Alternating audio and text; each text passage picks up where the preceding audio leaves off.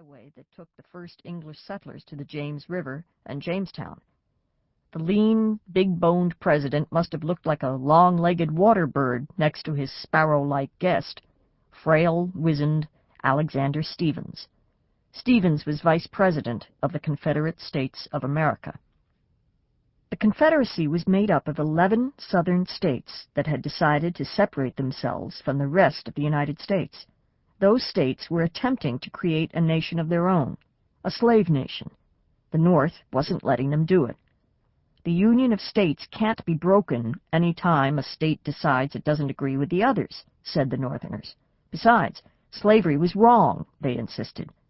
Those two issues, slavery and states' rights, had led to war, civil war, the worst war in our nation's history.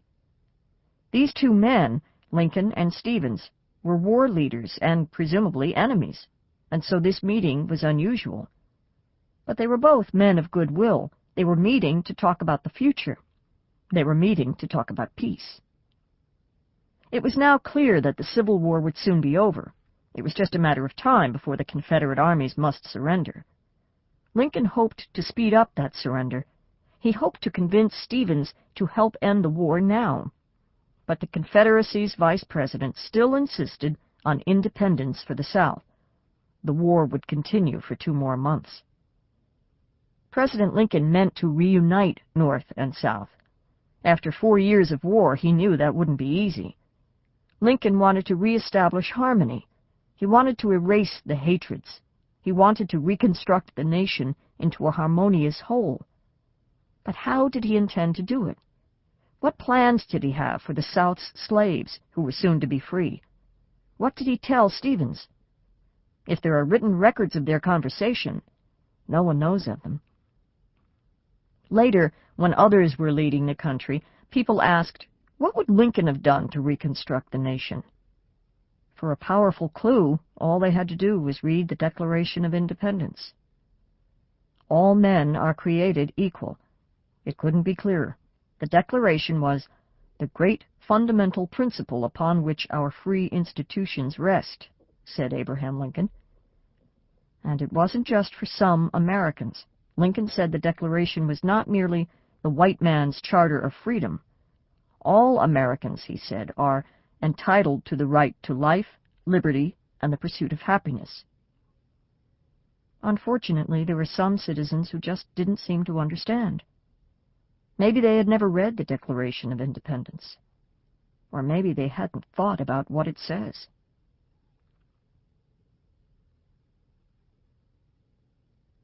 Chapter 1. Reconstruction means rebuilding. The Civil War was over, and all across the land mothers and fathers buried their sons, wept, and tried to forgive the enemy now that they were pledging allegiance to the same flag. Most people seemed to understand that the country had to be made whole again. Its wounds needed to be bandaged. President Lincoln had been determined to use kindness in bringing the South back into the Union. Actually, Lincoln said the South had never left the Union. Some Southern people had rebelled. That was what had happened, Lincoln said. It was like a family fight. They were still part of the family. Lincoln wanted to make it as easy as possible for the nation to reunite. Others felt differently. Some Northerners were very angry. After all, it was the South that had started the war. It had been more terrible than anyone could have imagined. How should the North treat its former enemy? Should it be punished? Some thought the rebel leaders should be hanged. Did you ever lose a fight? Were you embarrassed and angry? White Southerners were angry, confused, hurt, and miserable. You can understand that. Their lovely, elegant, aristocratic South was in ruins. Their sons were dead. Everything they had fought for seemed gone. Gone with the wind, said one Southern woman in a famous book. A visitor to Charleston, South Carolina, wrote of vacant houses, of widowed women, of rotting wharves, of deserted warehouses, of weed-wild gardens, of miles of grass-grown streets. Most of the South's cities were in the same shape. And the countryside? We had no cattle, hogs, sheep, or horses, or anything else, a Virginian wrote. The barns were all burned, chimneys standing without houses, and houses standing without roofs, or doors, or windows. Across the South, everything seemed collapsed and disordered. There was no government, no courts, no post offices, no sheriffs, no police. Guerrilla bands looted at will. A generation of white Southern men was dead.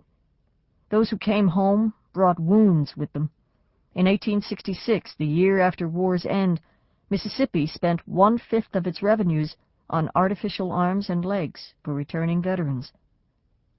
Southern whites had to blame someone for their misery, and people don't like to blame themselves, so the former rebels blamed Northerners. They said everything that went wrong after the war was the Northerners' fault. And as for the Civil War itself, all they had tried to do, they said, was form their own nation. How could they forgive the North for stopping them? What of the 4 million black Southerners who were now freedmen and freedwomen? What were they to do now? For many, freedom meant going somewhere, anywhere. But where were they to go? What were they to do? Should they be paid for all their years of past work? There were rumors that each former slave would get 40 free acres of land and a mule to work it. Would that happen? Most of the ex-slaves couldn't read or write. They wanted to learn. Who would their teachers be? Many had no idea what freedom really meant. Some thought it meant they would never have to work again. Someone needed to do some organizing. Someone needed to maintain law and order. Help was needed. The time in the South after the Civil War, when people attempted to reorganize and remake the region without slavery, is called Reconstruction. How did it go? With a whole lot of confusion. It was the most promising, despairing, noble, awful, idealistic, reactionary, hopeful, hopeless time in all of American history. It didn't end up very well. Chapter 2. Who was Andrew Johnson? It was an actor's bullet that gave the country a new president. Now everyone was asking what kind of a man he was. People didn't know quite what to expect of President Andrew Johnson. He was almost exactly the same age as Abraham Lincoln, and, like the old rail splitter, he'd been a poor boy who had made his own way in life. Johnson had once been a tailor, but when he got up at a political meeting and began speaking, he found he had a talent. He could captivate and hold an audience. Andy Johnson didn't have much education, but he was smart, and he soon became prosperous. His wife helped smooth his rough edges and taught him some book learning, too. He was a Democrat and a slave owner. In his home state, Tennessee, he became governor, congressman, and senator. He was in the Senate when the southern states, including Tennessee, seceded. He stuck with the Union. When Union forces captured Tennessee, President Lincoln made him military governor. He held that post during the war. He was often in danger. But Andrew Johnson was courageous. He was a good man for the job. Even though Johnson was a Democrat and Lincoln a Republican, Abraham Lincoln asked Andrew Johnson to be vice president. Now the awful war was over. It was time for healing. Most people were encouraged. Johnson seemed the perfect person to bring South and North together again. After all, Johnson was a Southerner who had had the courage to stay with the Union. Both Democrats and Republicans supported him. Perhaps it was all for the best. But those who knew Johnson weren't so sure. Yes, he had courage, no doubt about that, but he was also stubborn, mulishly stubborn. He didn't ask for advice or listen when it was given. Lincoln asked questions, listened, and changed his mind when he thought it needed changing.